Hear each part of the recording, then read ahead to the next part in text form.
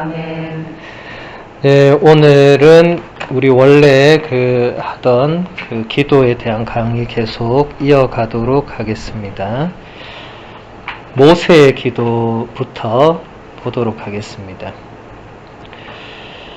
안토니오 신부님은 이렇게 얘기를 하십니다. 기도는 만남이며 대화로서 언제나 선택하시고 부르시는 하느님으로부터 비롯됩니다.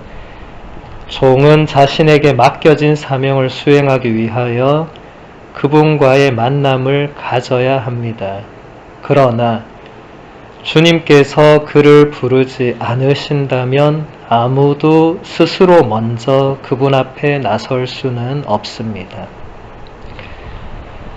여기서 중요한 것은 우리가 늘 강조해왔던 하느님의 주도권, 하느님의 우선적인 선택, 이것이 우리의 기도에 항상 선행이 된다는 것을 여러분들은 기도하실 때마다 기억을 하셔야 됩니다. 지금 안토니오 신부님도 주님께서 나를 부르지 않으신다면 아무도 스스로 먼저 주님 앞에 나설 수가 없다.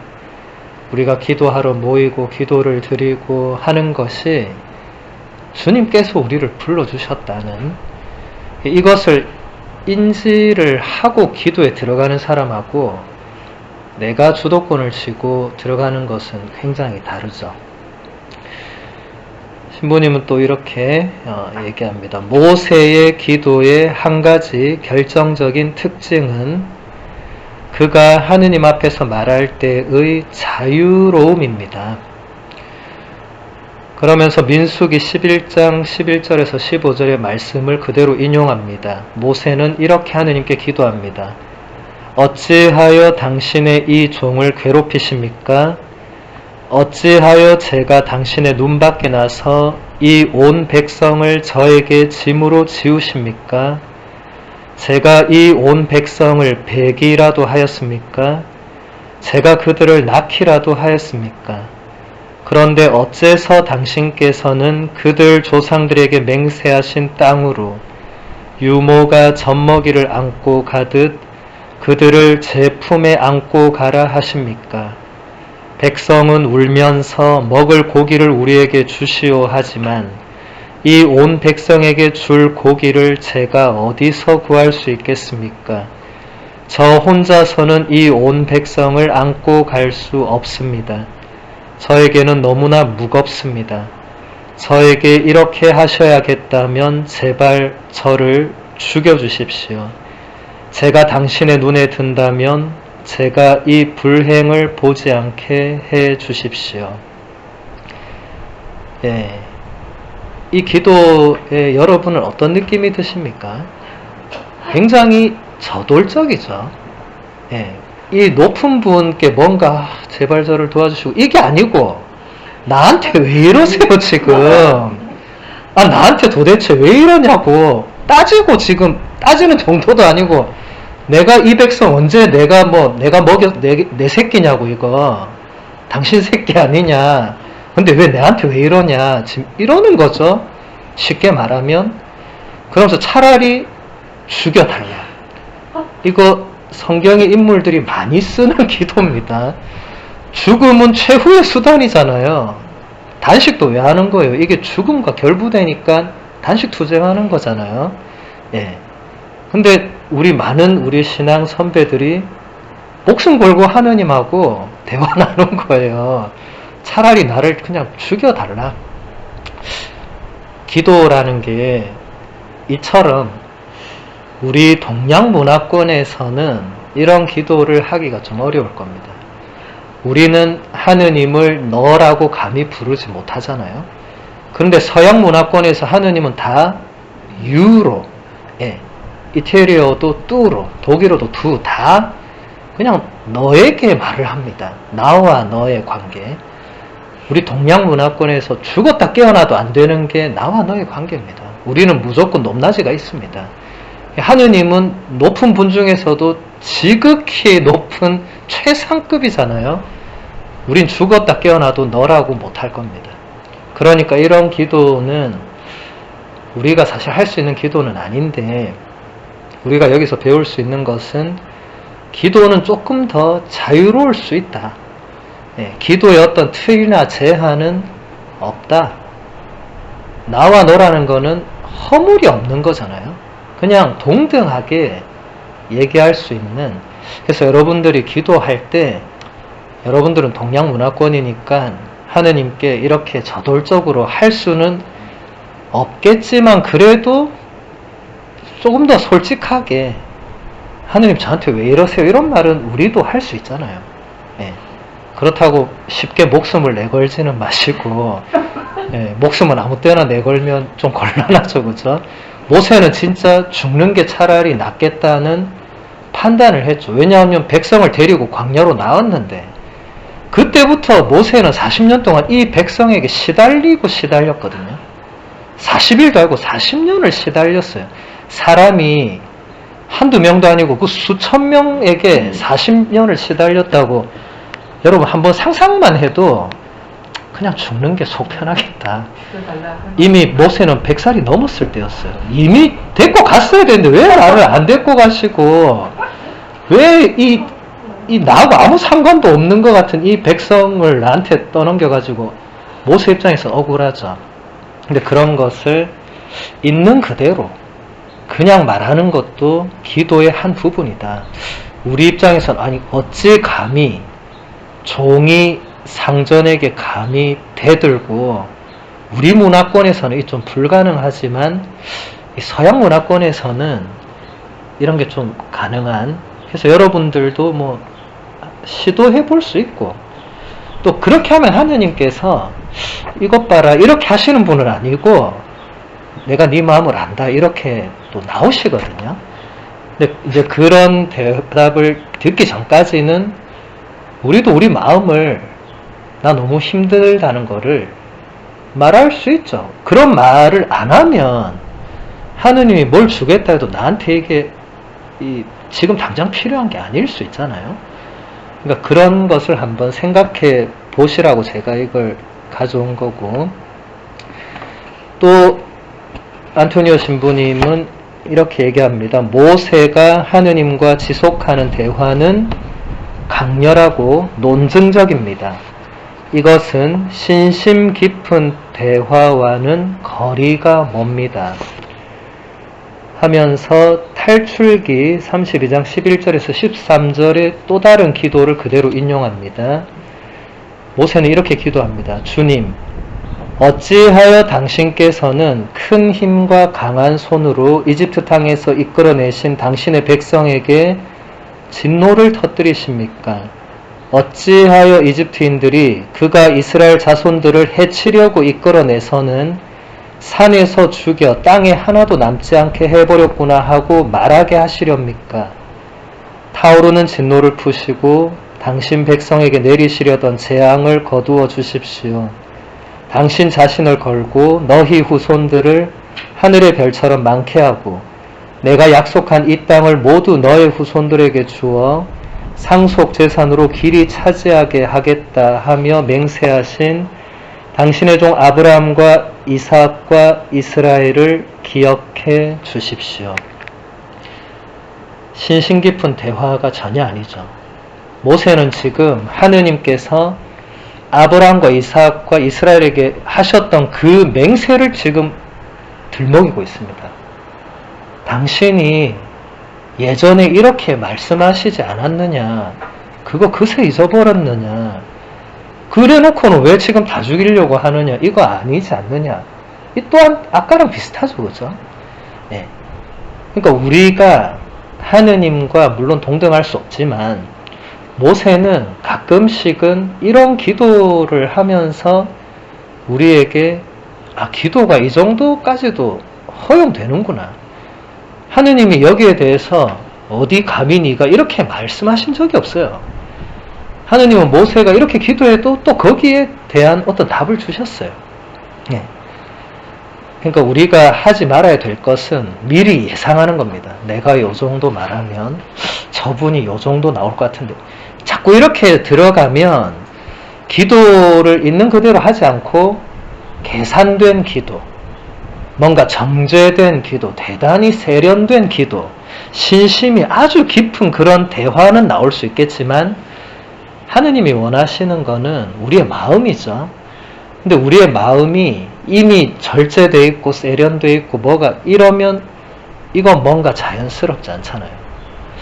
자연스럽지 않은 건 좋지 않습니다. 자연스러운 게 다 하느님 뜻에 맞는 거예요.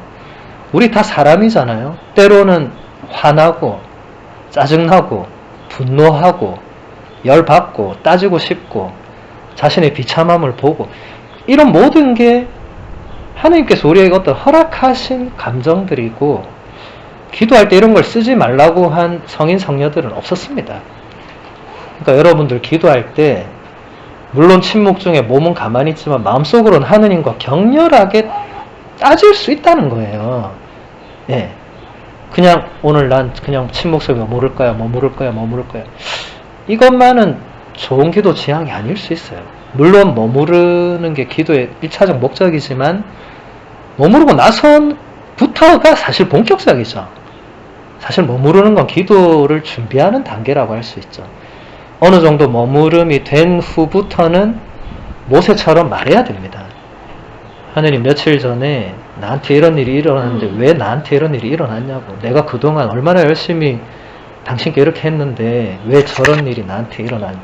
이제 그렇게 따지고 들어가면서 그 사건을 다시 보는 거죠. 모세도 이런 말을 하면서 백성의 불평을 다시 생각합니다. 그리고 하느님께서 왜 재앙을 내리시려는지 다시 생각합니다. 다시 보는 이 포인트에서 변화가 발생해요. 처음에는 이게 왜 이러지? 이 사람들 나한테 왜 이러지? 하나님 저한테 왜 이러세요? 하다가 다시 가만히 보면 하느님께서 자기가 또 정리를 해요. 예. 이게 기도입니다. 이게 이 모든 게 기도예요. 기도. 예. 기도를 여러분이 스스로 정의 내리고 스스로 한계를 채우고 하시지 말고 큰 범위로. 그래서 지금 안토니 신부님도 지난번에 우리 아브라함의 기도도 받고 지금 모세 기도도 계속 다른 분들의 기도를 계속 볼 건데 제가 느낄 때는 안토니 신부님이 그 기도에 대해서는 정해진 게 없다는 걸 말하고 싶은 것 같아요. 아무리 우리가 기도를 열심히 하고 해도 기도에 대가가 없듯이 기도는 누구나 죽을 때까지 하는 거니까 여러분들도 기도가 안 된다 이러기보다는 기도가 안 될 때도 있죠. 사람이니까. 맨날 잘 되면 그거 AI가 가능한 거예요. 우리는 AI가 아니잖아요. 때로는 기도가 안 돼. 하기 싫어. 그냥 그럴 때는 또 안 하고 있어 보세요. 며칠. 그러면 또 며칠 지나고 나면 아유 주님 제가 며칠 쉬었으니까 다시 또 해야겠네요 하고 돌아옵니다. 예, 꼭 그게 며칠이 아니라 어떤 사람은 몇 달, 몇 년이 걸릴 수도 있겠지만 하느님께는 1000년이 하루 같고 하루가 1000년 같다고 베드로 사도가 우리에게 희망을 주었기 때문에 1000년이 지나도 그분께는 하루란 말이죠. 예. 그래서 여러분 하느님 멀리 떠나 있다고 너무 좌절하지 마시고 계속 이어서 또 보도록 하겠습니다. 안토니오 신부님은 이렇게 얘기합니다. 종이 그의 주님 앞에서 존재할 수 있기 위해서는 한계가 필요합니다. 모세는 기도에서 그 대담함을 극단까지 밀고 갑니다. 불가능한 것, 곧 하느님의 얼굴을 뵙는 것을 청합니다. 하느님께서는 이렇게 응답하십니다. 내 얼굴을 보지는 못한다. 나를 본 사람은 아무도 살 수 없다. 주님은 언제나 당신 종의 말을 들어주시지만 모세가 백성을 약속의 땅으로 데려가는 사명을 다하기 위해서는 그가 살아있어야 합니다. 따라서 기도하는 사람은 그의 깊은 갈망을 미루어 두어야 합니다. 모세의 사명이 그의 정체성과 기도를 결정합니다. 여기서 아주 중요한 포인트들이 나오는데 먼저 기본 전제, 기도의 전제는 우리는 하느님의 종과 같은 위치에 있죠. 그러면 한계가 분명히 있다. 네. 일단 이걸 넘어설 수는 없습니다. 그건 다 아는 거고. 그런데 모세는 기도를 하면서 그 한계의 극단까지, 그러니까 넘어서는 안 될 선이 있는데 이제 그까지 한번 가본 거죠. 예. 근데 그렇게 청하니까 하느님이 그거는 노 하셨다는 겁니다. 예. 그러니까 하느님께서는 우리가 기도할 때 다 이렇게 듣고 계시지만 뭔가 우리가 넘어서는 안 될 부분이 있을 때는 그게 아니라고. 예. 그게 창세기에는 그게 선악과로 표현된 거고 탈출기에서는 내 얼굴을 보지 못하는, 이게 다 같은 맥락이에요. 예. 그런 한계는 있고, 근데 이게 왜 그 중요하냐면 모세가 청을 했는데 왜 안 들어주셨냐면 모세는 그 당시에 홀몸이 아니고 어떤 사명을 받은 몸이었다는 거예요. 모세 혼자면 당장 그래 하고 데리고 가시면 되잖아요.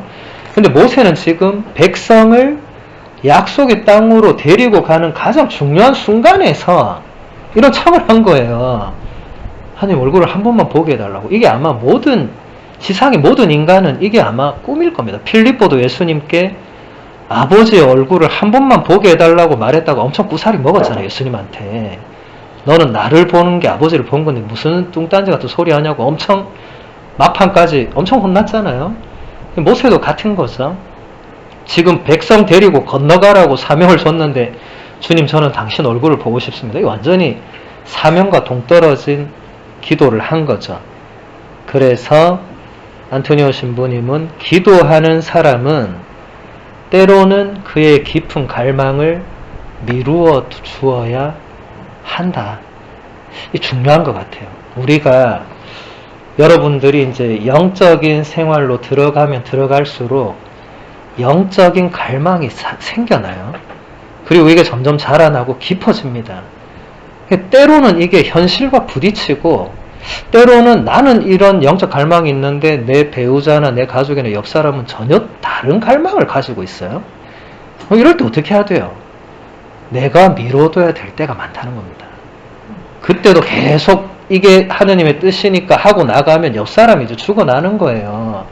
예, 성인 밑에 순교자 난다는 말이 그래서 나온 거예요.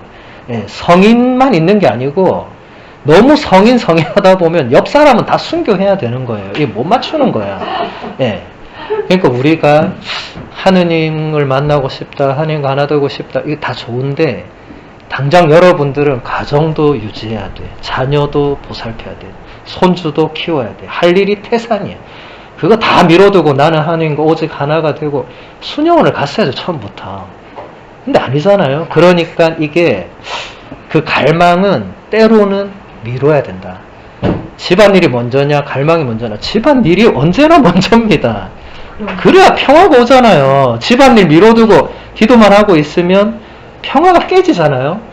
기도하고 와서 남편하고 싸우고 또 기도하고 와서 남편하고 싸우고 이게 뭐 하는 거예요 이게? 그건 안 되는 거죠. 질문은 나중에. 예. 그래서 이 안토니오 신부님이 사명이 기도를 결정한다. 이게 굉장히 중요한 말이에요. 여러분들이 지금 받은 사명, 지금 받은 소명이 나의 정체성, 아내로서, 엄마로서의 그 정체성과 기도도 일단은 사명이 결정한다. 내가 하고 싶은 게 있을 수 있죠. 나는 오후에 산책을 가고 싶어. 그런데 손주가 있네. 난 근데 산책을 가면 손주를 어떻게 해요? 일단 손주를 봐야 되는 거예요. 예. 그러니까 이럴 때 우리가 항상 우리는 선택의 순간이 항상 옵니다. 영적인 갈망이 이 선택이 굉장히 중요하지만 모세도 이렇게 때로는 헛걸음 친 거예요. 지금 모세는 백성 데리고 건너야 되는데 광야에서 약속의 땅으로 건너는 이거는 어마어마한 일인데 나는 중간에 그냥 하느님을 보고 싶은 거예요. 이제 이 백성하고는 진절머리 나는 거예요. 보기 싫어. 예. 여러분 집안일 맨날 하니까 하기 싫죠. 집안일 좋아하는 사람 세상에서는 단 한 명도 본 적이 없어요. 하기 싫지만 근데 일단은 그걸 해야 돼. 그리고 나서 뭔가를 청해야 되는데 그러니까 지금 내가 받은 사명이 무엇인가 이게 여러분들에게는 가장 중요한 겁니다. 기도를 할 때도 하느님께서 지금 나에게 지금 내 가정에서, 지금 내 직장에서, 지금 내 본당에서, 지금 나의 친구 공동체에서 나에게 지금 주님께서 주신 사명이 뭔가, 이게 기도를 결정한다. 그러니까 내 개인적인 것은 이때는 2번으로 가야 된다 라는 겁니다. 이것은 여러분들이 매번 이렇게 할 수 있는 건 아니겠지만, 안토니 신부님이 모세의 기도를 인용한 것은 하느님께서는 그게 아닐 때는 당연히 노를 하신다는 거예요. 예. 그러니까 너무 미리 계산할 필요는 없어요. 모세가 이거 미리 계산하고 말하지는 않았거든요. 성경에 나오는 인물들은 공통점이 하느님께 미리 계산하고 뭔 말을 하지는 않아요. 욥을 봐도 그렇고 다윗을 봐도 그렇고 나중에 안토니 신부님이 인용할 건데 그냥 있는 그대로 말해요. 있는 그대로. 네. 우리는 자꾸 미리 생각하고 계산하는 이게 뭔가 좀 들어와 있죠. 우리 안에. 이건 사실 좋은 건 아닙니다. 기도할 때는. 사실 그냥 솔직하게 말해야 되는데 우리는 어릴 때부터 뭔가 솔직해서 좋은 일이 별로 없었잖아요. 그러니까 자꾸 안 혼나기 위해서는 어떻게 해야 되나. 이게 좋은 면도 있지만 기도할 때는 안 좋을 수도 있죠. 조금 더 솔직할 필요는 있습니다. 그 다음 다윗의 기도, 한 부분만 볼게요. 신부님은 많이 얘기하셨지만 전 다 연결되는 게 많아서 하나만 보도록 하겠습니다. 이렇게 책은 나옵니다. 다윗 임금은 기도의 사람이었습니다. 그는 자주 여러 상황에서 기도를 합니다. 다윗 임금이 주님 앞에 나아가 앉아 아뢰었다. 주 하느님, 제가 누구이기에 또 제 집안이 무엇이기에 당신께서 저를 여기까지 데려오셨습니까? 다윗은 자신의 약함을 알고 있었습니다. 하느님의 크신 약속 앞에서 다윗은 자신의 작음을 더욱 인식하게 됩니다. 그는 이러한 약속을 받을 만한 공로를 내세울 수 없었습니다. 아빌라의 성녀 데레사가 말한 것처럼 은총은 더 생생한 겸손을 지니게 합니다. 은총을 받은 사람은 모든 것이 하느님의 자유롭고 은혜로운 뜻으로부터 오는 것임을 깨닫게 되기 때문입니다. 안토니오 신부님이 다윗 임금은 기도의 사람이었다. 굉장히 멋진 표현이죠. 기도의 사람. 우리의 목표가 이렇게 되면 참 좋을 것 같아요. 기도의 사람. 남이 나를 볼 때 저 사람은 진짜 기도의 사람이다. 그러면 우리가 어느 정도 내가 진짜 기도하는 사람이 되었구나. 이런 말을 듣는 건 쉽지 않아요. 다윗은 다른 일도 많이 했습니다. 물론 죄도 많이 지었고. 그런데 다윗에게 가장 큰 특징은 이 사람은 기도의 사람이었다는 겁니다. 그게 나머지를 다 흡수해버리는 그 정도로 정체성에 기도가 영향을 미친 거죠. 다윗은 자주 여러 상황에서 기도를 했고 그게 사무엘기, 열왕기 혹은 또 시편에 많이 남아있어서 우리는 다윗의 기도를 많이 접할 수 있습니다. 안토니오 신부님은 사무엘기 하권 7장 18절의 이 기도를 인용을 그대로 했습니다. 주 하느님, 제가 누구이기에 또 제 집안이 무엇이기에 당신께서 저를 여기까지 데려오셨습니까? 이게 다윗이 자신의 비천함을 너무나 잘 알고 있었다고. 저는 아무것도 아닙니다라는 기도죠. 주님, 제가 도대체 무엇이기에? 시편 8편이 연상되죠. 하느님, 정말 이 비천한 인간이 무엇이기에 이토록 인간을 드높여 주시고 영광과 존귀의 관을 씌워주시고 삼라만상을 인간의 발 아래 두시고. 여러분 나중에 시편 8편을 한번 천천히 읽어보세요. 이 다윗의 이 마음과 일맥상통할 겁니다. 근데 이런 것이 기도에서는 굉장히 중요하다. 하느님의 크신 약속 앞에서 다윗은 자신의 그 비천함, 자신의 미천함, 자신의 부족함, 자신의 작음을 더욱더 깨닫게 되었다는 거죠. 그리고 다윗은 하느님의 이런 약속을 받을 만한 인간적인 공로를 내세울 수가 없었다. 여러분, 우리는 그 누구도 하느님께 내가 하느님 이 정도 잘한 거 아니에요 라고 내세울 수 없습니다. 조심해야 됩니다. 어떤 성인도 어떤 성경인물도 하느님 제가 이 정도 했으면 좀 잘하지 않았냐고, 저 이 정도 하면 되지 않느냐고, 아무도 2000년 교회 역사 안에서 아무도 그런 말씀을 한 적이 없어요.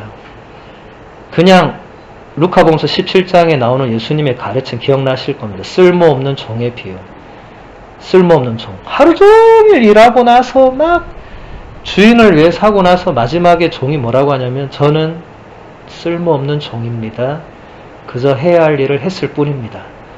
근데 예수님께서 마지막에 뭐라고 하냐면 너희도 할 일 다 하고 나서 이렇게 말해야 된다고. 너희가 잘한 거 아니고 너희가 내세울 거 아니고, 지금 여기서 안토니 신부님도 이게 은총으로 가능한 일이면 아빌라 성녀 데레사가 사람을 은총이 더 살아있는 겸손함으로 만들어준다. 이 성인 성녀는 그런 걸 체험한 거예요. 성인 성녀들은 우리가 보기에는 공로를 내세울 만해요. 사도 바오로, 아빌라 성녀 데레사, 아더 데레사, 공로 없는 사람이 어디 있어? 우리가 보기에는 엄청난 일들을 했죠. 그런데 본인들은 이거 아무것도 아닙니다 라고 하는 거죠. 다윗도 엄청난 일들을 했어요. 그런데도 아무것도 아니라고. 토마스 아퀴나 성인은 신학대전이라는 인류 최대의 이 대전을 썼어요.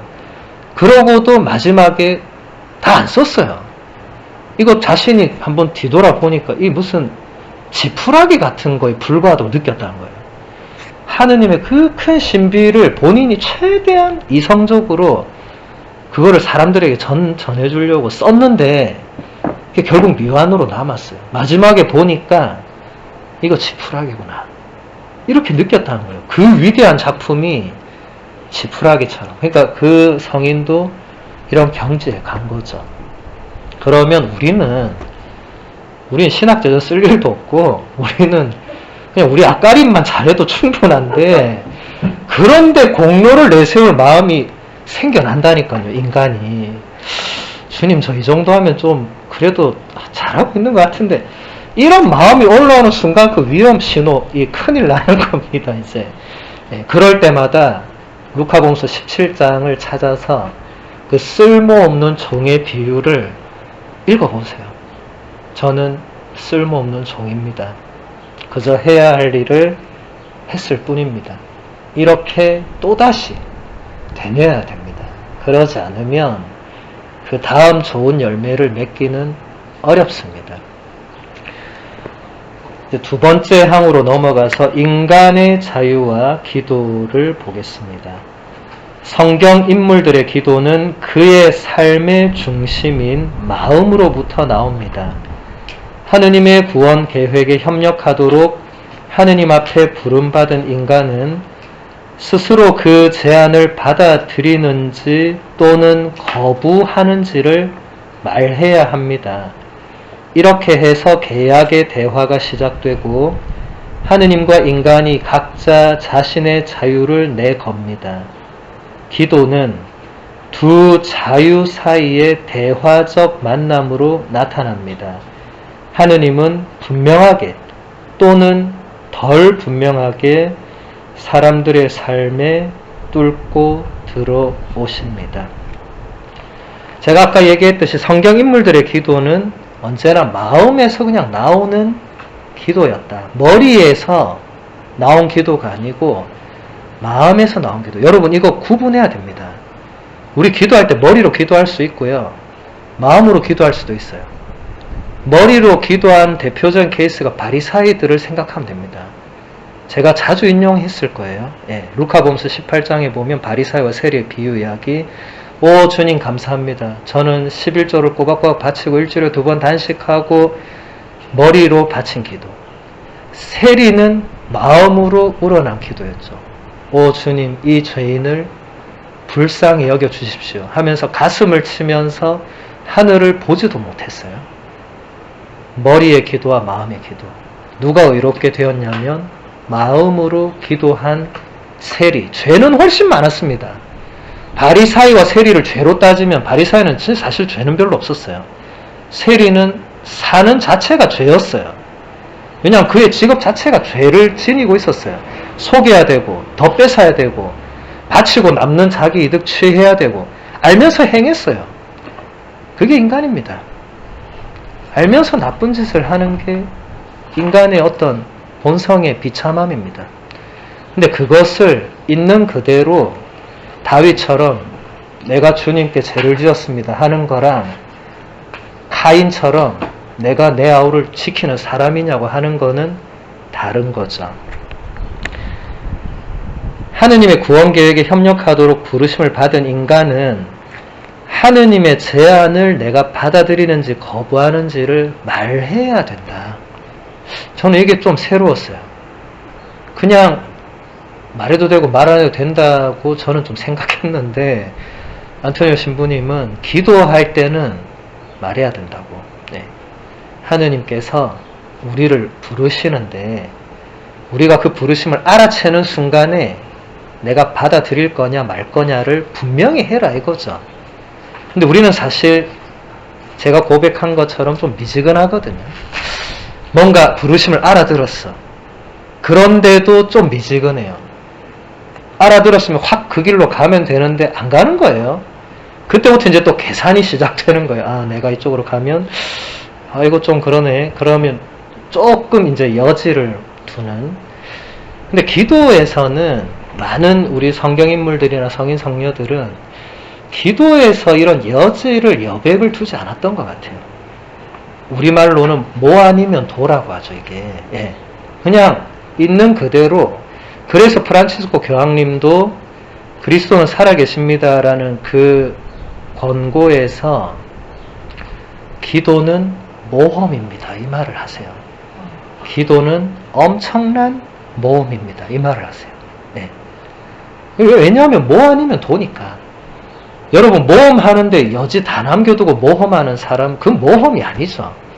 그냥 시도해보는 거죠. 근데 언제든지 빠져나올 그걸 만들어 놓고 하는 거고 모험은 그게 아니라 나의 모든 걸 거는 거잖아요. 네. 내 모든 걸 특히 옛날 사람들은 진짜 내 모든 걸 걸고 배 타고 어딘가 미지의 세계로 갔잖아요. 그걸 모험이라고 하지 어디 갈지 이미 다 알고 그건 모험이 아니라 여행이죠. 여행. 기도를 여행이라고 표현하는 사람들은 없었습니다. 기도는 모험이라고 표현한 교황님이나 다른 성인 성녀들은 많았죠. 그래서 여러분 평소에 기도할 때도 그렇고 이렇게 한 달에 한 번씩 기도할 때도 모험이라는 이 단어를 생각하시면 좋을 것 같아요. 그냥 기도할 때가 왔구나 이게 아니고 이제 모험을 또 가야 되는구나. 모험을 가기 전에는 준비가 어떻겠어요? 남다르겠죠 아무래도. 모험을 한다고 할 때 물론 우리가 뭐 옛날 사람처럼 짐 다 싸서 배에 실지는 않겠지만 뭔가 내가 뭘 싸야 되나 이 생각은 해야 될 거 아니에요. 기도하러 오는데 그냥 오면 모험할 게 없잖아요. 근데 짐 쌌으면 그 짐 싼 걸로 이제 뭔가 모험이 시작되는 거죠. 그거를 기도에 풀어내는 여러분 기도의 보따리에는 뭘 싸와야 됩니다. 그냥 많은 사람들이 신부님 성인 성녀들 보니까 뭐 빈손으로 왔다가 빈손으로 간다는데 기도도 그렇게 하는 거 아니라고 저는 아니라고 그래요. 그냥 와가지고 그럼 뭐예요 그러면? 앉아있으면 잠밖에 더 와요? 뭘 들고 와야 뭐 하는가 따지든 말든 뭘 하지. 주님 저 그냥 쉬러 왔습니다. 그럼 전 절에 가라고 말해요. 템플스테이 가서 좀 푹 쉬고 오시라고. 우리의 기도는 그런 푹 쉬는 게 아니라 굉장히 치열한 거라고 이게. 교황님도 기도하면서 쉬는 이런 얘기는 별로 안 해요. 예. 그러니까 우리가 이 모험이라는 단어를 여러분들이 한번 오늘뿐만이 아니라 앞으로도 기도를 하러 가기 전 혹은 기도를 들어가기 전에 어떤 모험을 내가 뛰어드는가 나는 지금 어떤 모험을 감행하려고 하는가. 아까 모세가 보여준 그런 대담함, 우리 피조물의 한계까지 청원할 수 있는 그런 담대함, 이게 다 모험과 관련이 있죠. 모세의 기도도 아주 모험적인 기도였죠. 그냥 인간적인 저돌함이 아니었습니다. 하나의 모험이죠, 모험.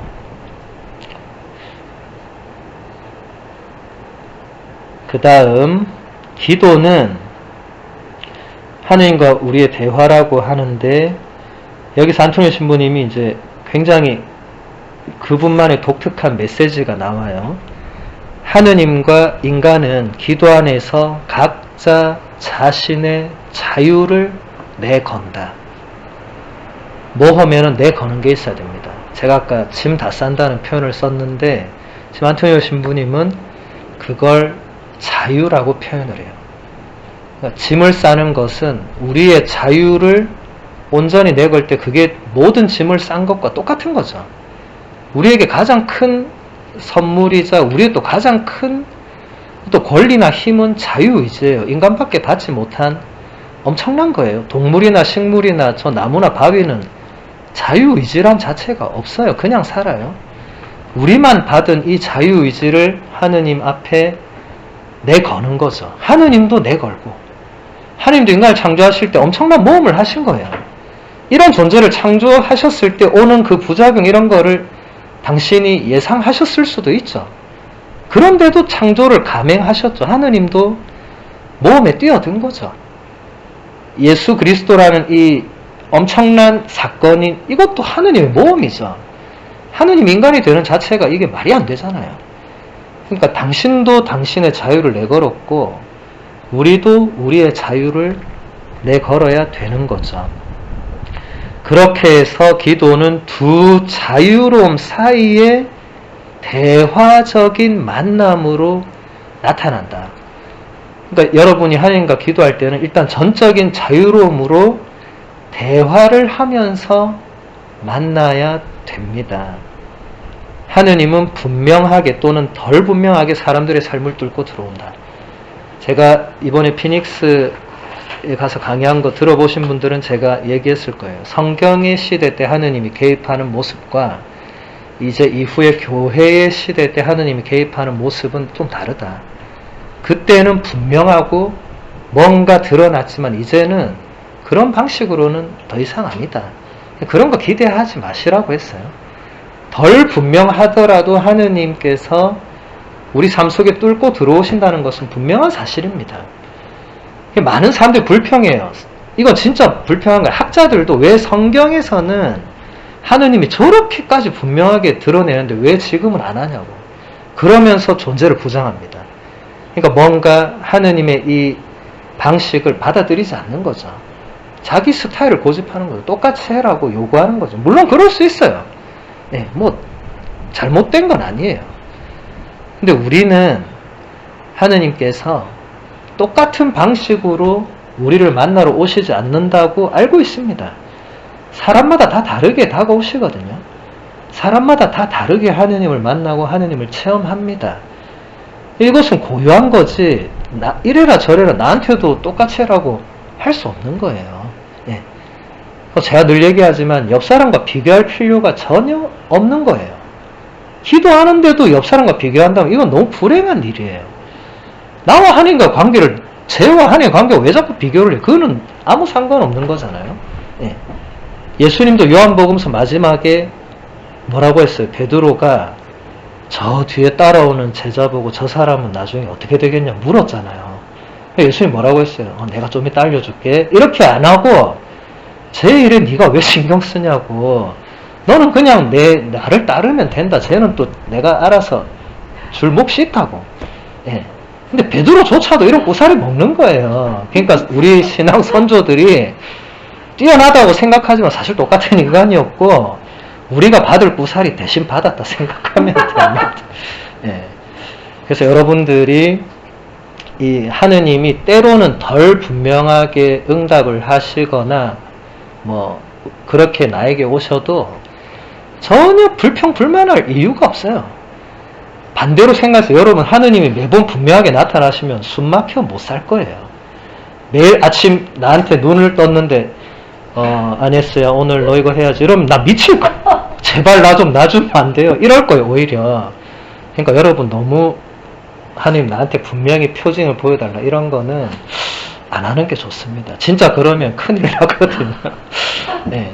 하느님께서 우리를 가장 잘 알고 계시기 때문에 우리에게 맞는 방식으로 이렇게 하시니까 어떤 체험, 마더 데레사도 나의 빛이 되어라라는 이 예전에 아주 울림을 줬던 자서전 형식의 책이 있었죠. 거기서 마더 데레사 성녀가 뭐라고 고백했습니까? 본인은 딱 한 번 초창기에 캘커타에서 하느님이 뭔가 강렬한 체험을 한번 주셨고 그 뒤로 50년 동안 단 한 번의 체험이 없었다고. 그래서 사람들이 너무 놀란 거예요. 너무 충격받고 마더 데레사는 항상 웃으면서 막 이렇게 사람들 케어하고 막 했기 때문에 내면이 어두운 밤이었을 거라고는 아무도 예상을 못했고 그게 공개가 안 됐었죠. 왜냐하면 영적 지도 신부한테 고해하거나 면담한 내용만이 책에 있었기 때문에 그게 그동안은 드러나지 않았죠. 돌아가시고 나서 이게 세상에 드러났을 때 사람들이 경악을 했죠. 그분조차도 성녀가 되셨잖아요. 그분도 50년 동안 어두운 밤이었다고. 아무리 불러도 그분은 대답하지 않았고 아무리 나에게 뭔가 도움을 청해도 그분은 아무런 응답이 없었다고. 그런데도 그냥 내가 해야 될 일, 나의 사명의 길을 걸어갔다고. 여러분 성인들도 어두운 밤을 만나고 어두운 밤 속에서는 무슨 성인의 제곱을 곱한 사람이 있어도 그 어두운 밤을 스스로 헤치고 나오고 뭐 빛이 갑자기 안 됩니다. 예. 뭘 단번에 바라고 뭐 이럴 필요는 없고 여러분도 어두운 밤이 찾아올 거예요. 예. 그러면 또 왔구나. 예. 얘가 한 번씩 오잖아요. 한 번 오고 안 오는 애 같으면 참 좋은데 또 오잖아요. 그러면 또 왔구나. 이렇게 50년 동안 온 사람도 있다는데 나는 뭐 아직 그 정도는 안 됐으니까 더 나를 담금질하는 그런 여러분 어두운 밤은 결코 나쁜 건 아닙니다. 이 안토니 신부님이 자주 인용하는 아빌라의 데레사나 또 그 가르멜의 전통뿐만 아니라 어두운 밤은 사실 이 예수님을 따르는 모든 제자들 12제자들부터도 어두운 밤이 있었죠. 스승을 버리고 도망쳤던 그 밤부터 이미 어두운 밤은 존재했죠. 예. 스승을 배반한 유다부터 다 우리의 모습이고 어두운 밤은 있습니다.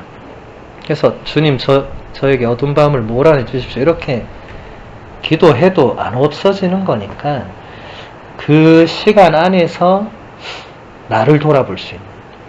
저는 어두운 밤이라는 게 제가 이렇게 가끔씩 이렇게 생각을 해보면 어두운 밤이 왜 우리 영혼에 필요할까? 우리가 너무 많은 것을 보고 듣고 사는 이 현대에 때로는 보이지 않고 들리지 않는 게 내면으로 들어가는 데는 훨씬 더 도움되겠죠. 그래서 여러분 원래 피정 가면 시계, 휴대폰 다 걷어가잖아요. 이제 볼 게 없고 들을 게 없네. 오직 종소리와 이런 거밖에 없네. 사람이 첫날은 미쳐요 그냥. 근데 둘째 날쯤 되면 세상이 이렇게 평화로운 거예요. 시간을 몰라. 시간을 모른다는 건 바꿔 말하면 잠시 영원을 맛보는 거죠. 예.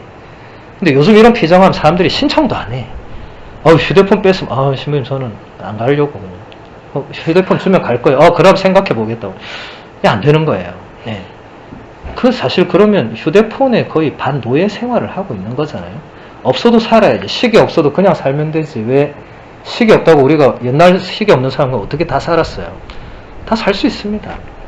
그러니까 여러분들이 책을 읽거나 혹은 뭐 기도 중에 진짜 어떤 어두운 밤을 만나면 이걸 그냥 바로 부정적으로 생각할 필요는 없고 하나님께서 나를 이렇게 하시는 이유가 뭘까? 물론 과정은 힘들어요. 제가 굉장히 압축해서 얘기하지만 그 어두운 밤을 지내야 되는 그건 사실 고통스럽습니다. 굉장히 힘들죠. 근데 저는 그럴 때 그 예수님의 그 3일의 어두운 밤을 생각하거든요. 성금요일부터 부활 아침 전까지는 예수님의 어두운 밤이 있었죠. 그래서 제가 이걸 여기 놓는 것도 예수님 주위가 어둡잖아. 어두워요. 밝지가 않잖아요. 그래서 이걸 이렇게 놓고 보면, 근데 어두운데 예수님이 눈길을 보면 어둠을 보지 않고 위를 보고 있잖아요. 어둠 속에서도 예수님은 하느님의 뜻을 찾은 거죠. 그래서 저는 이게 굉장히 저한테는 많은 영감을 줘서 여기 이렇게 놔두고 이렇게 계속 앉아서 보는 거예요. 저분도 어둠이 있었던 거예요. 그러니까 저분 내면에 어둠이 있는 게 아니고 저분을 둘러싼 어둠. 십자가부터는 계속 어둠이었잖아요. 저승에 내려갔잖아요. 어둠. 그게 어둠의 세력을 의미할 수도 있고, 그분이 가셔서 이제 그게 바뀌는 거잖아요. 그러니까 우리도 예수님이 가신 길은 우리도 가는 길입니다. 우리는 뭔가 나만 특별한 길 이런 거 없습니다. 예수님이 가신 그 고통의 길, 어둠의 길, 우리 생활상가 중에 그 길이라는 노래 있잖아요. 당신이 가신 그 길 나도 걸어가겠다고 노래하잖아요. 그래서 여러분 어두운 밤을 맞닥뜨리면 뭐 너무 무서워하거나 이럴 필요는 없고, 아, 나에게도 올 것이 왔구나. 드디어. 사실 하느님이 아무 영혼에게나 어두운 밤을 보여주지 않습니다. 어느 정도 경지에 가야 그것도 어두운 밤이라고 느끼는 거지. 대부분 사람들은 뭐 그런 거 모르고 살잖아요. 근데 여러분들은 이제 기도를 하면 할수록 이게 위로 진보하는 느낌이 아니라 더 뒤로 막 가는 느낌? 내가 기도를 좀 오래 한 것 같은데 왜 기도 시간이 앉기만 하면 이렇게 뭐가 안 되는지.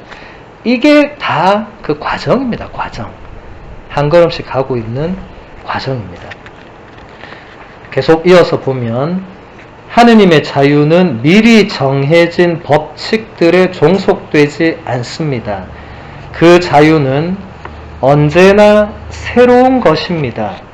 선택되고 부름받은 이들은 형언할 수 없는 그분의 현존을 확신하지만 그 현존은 어스름한 속에서의 현존이며 인간에게 신앙을 요구합니다.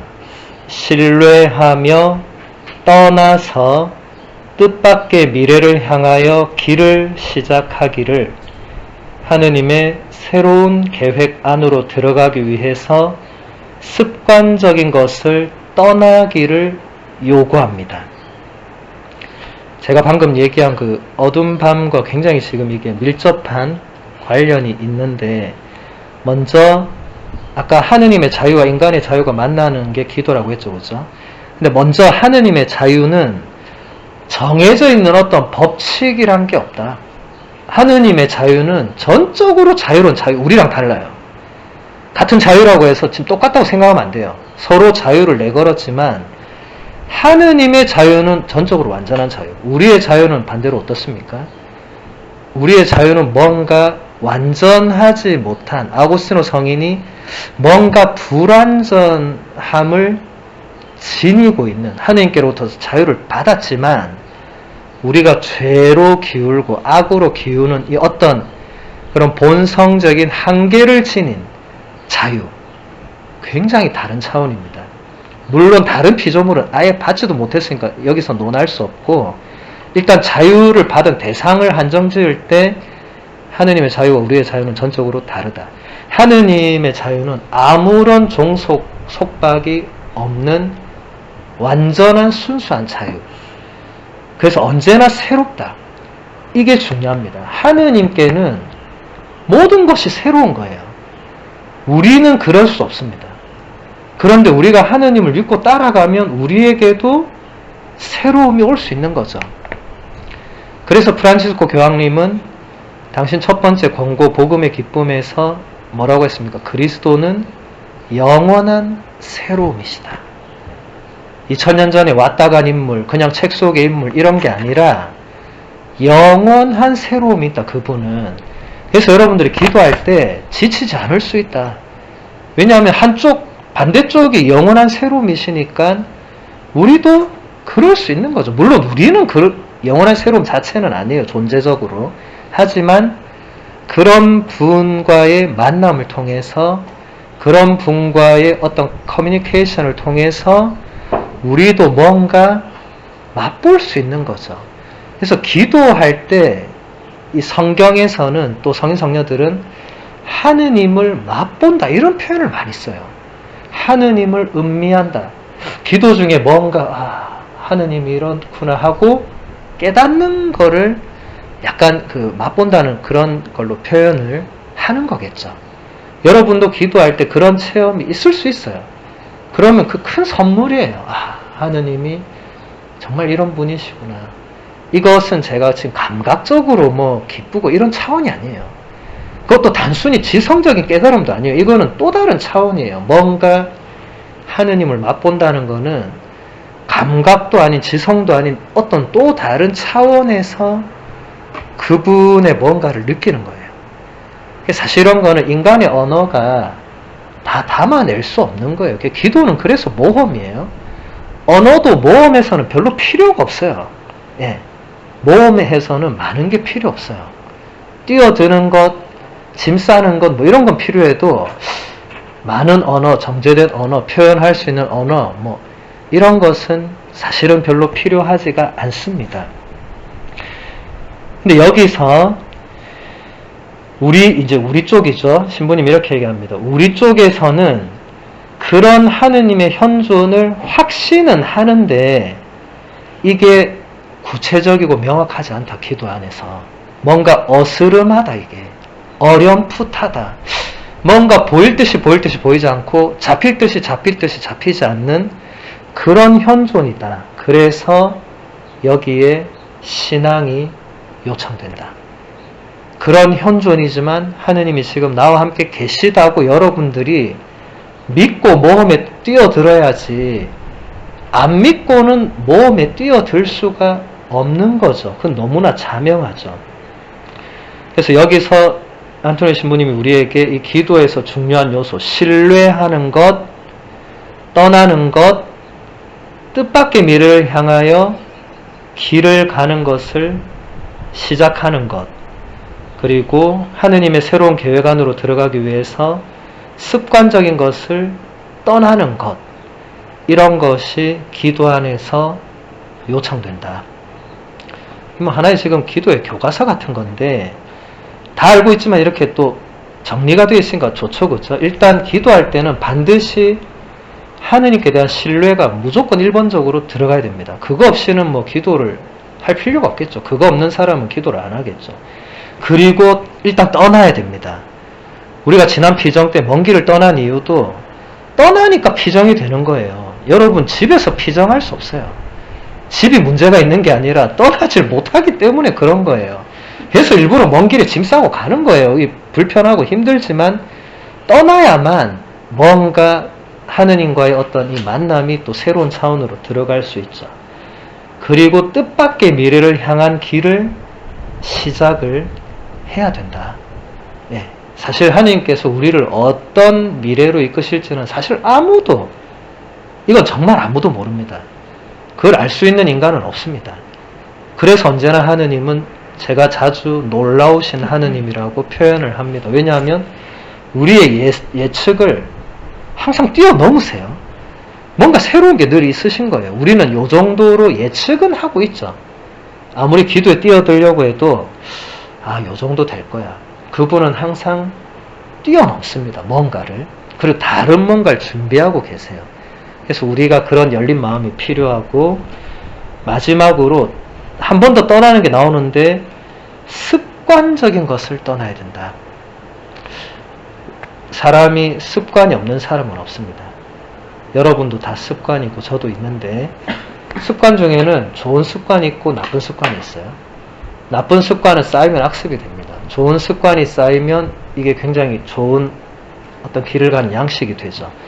근데 지금 여기서는 좋고 나쁜 걸 다 떠나서 일단은 기도할 때만큼은 그런 습관적인 것을 다 떠나야 된다.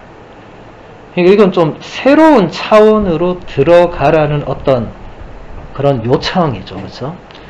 습관적인 것을 지니고 기도로 들어가면 일단 모험이 안 되는 거예요. 여러분, 습관적인 건 모험과 반대쪽입니다. 모험을 할 때는 내가 그동안 습관적으로 해왔던 것을 다 내려놓는 거예요. 그래야 비행기를 타든 배를 타든 하지, 저녁에 밥 해야 된다 생각하면 누가 비행기를 타겠어요? 저녁에 밥을 해야 되는데, 그러면 모험이고 떠나는 거고 아무것도 안 되잖아요. 기도를 할 때에 그 시간이 뭐 길지는 않겠지만, 그래도 무언가 내가 이 습관적인, 일상적인, 이 해왔던 것, 머릿속도 마찬가지예요. 잠시 다 떠나는 거예요. 잠시. 예. 그냥 온전히 그냥 하느님이란 분을 한번 만나러 가는, 매번 새롭게, 매번, 여러분, 우리가 사람 만나러 갈 때 똑같은 사람 또 만난다고 실증 내지 않잖아요. 여러분, 친구는 또 만나도 또 좋은 게 있잖아요. 하느님도 똑같죠. 매번 기도하는데 매번 나에게 특별하게 뭐 의미가 없이 올 수도 있지만, 그래도 매번 기도하는 사람은 안 하는 사람보다 훨씬 낫죠. 친구도 여러분 매번 만나는 게 좋지, 한 번도 안 만나다가 5년에 한 번 만나는 친구가 나에게 얼마나 뭐 큰 힘을 줄지는 잘 모르겠어요. 그러니까 기도할 때는 하느님의 새로운 계획 안으로 들어가는 건데, 그러려면 습관적인 것을 다 떠나야 된다. 이런 것들을 여러분들이 염두에 두시면서 앞으로 기도하실 때 그렇게 한번 행해 볼 수 있도록 늘 시도하는 거예요. 모험은 한 번 하고 그만두는 건 모험이 아닙니다. 끊임없이 시도하고 또 시도하는 게 모험이죠. 나쁘지 않습니다. 실패해도 나쁠 게 없는 게 모험이에요. 그게 모험의 또 매력이죠. 기도가 그렇게 될 수 있기를 바랍니다. 영광이 성부와 성자와 성령께